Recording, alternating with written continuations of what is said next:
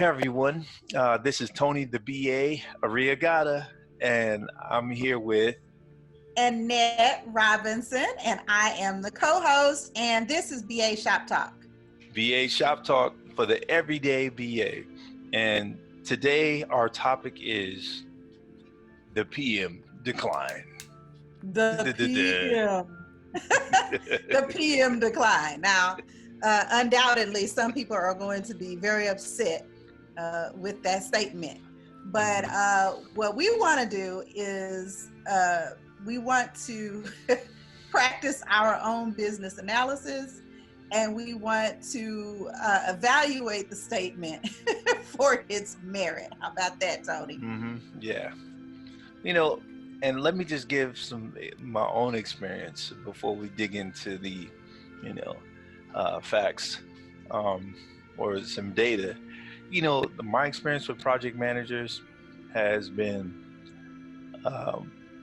sometimes uncomfortable because, you have a lot of project managers who don't have the personality type that's, driven by some high levels of, how would you call it, emotional intelligence, or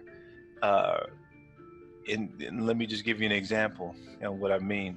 Like, you have some who are aggressive, passive aggressive, or some who are always over your back asking you for an update every 5 minutes, Right. And Right. oh, I have put this project plan together, and we have to make sure it's on time, and which is all cool, it's all great, and we have to make sure that we're delivering. But I've seen throughout the years a major decline on just me and my interaction with project managers in general. And before it was like all the time, and so now the BAs, and I'm gonna make a statement. The BAs are now like doing project management without the project management certificate, right? Right. Ooh. Yes, what about that's that? true. What do you think about that? No, I think you're right on the money on that one, because I don't recall ever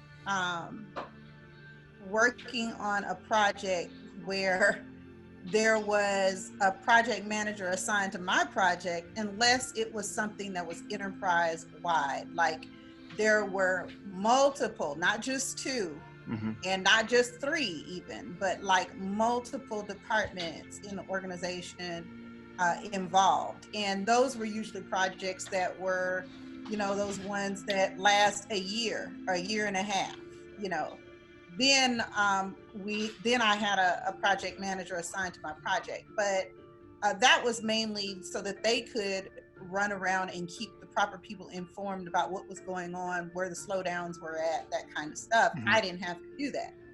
But if it wasn't one of those kinds of projects, I've always managed my own. And I kind of think for the good of the organization, that's really the way it should be.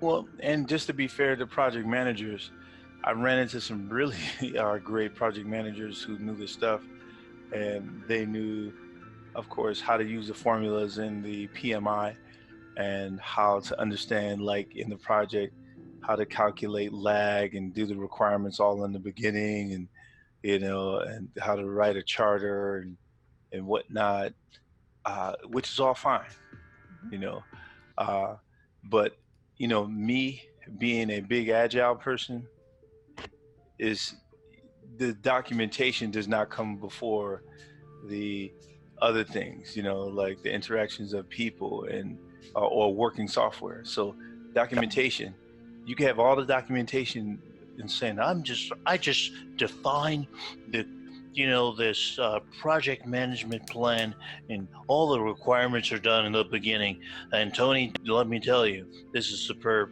And the whole I mean, you like my rendition, right? But Right. and the whole time, you have all these fail points. Oh, the reason why we're failing because we don't have a change management. That's what we need. We need change management so we can submit these requests and, well, be able and to. then I agree with you. But by the time they get talking about what you didn't have, you've got everybody in the whole company trying to squeeze.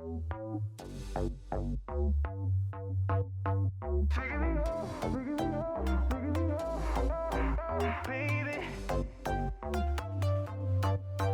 'cause you're human.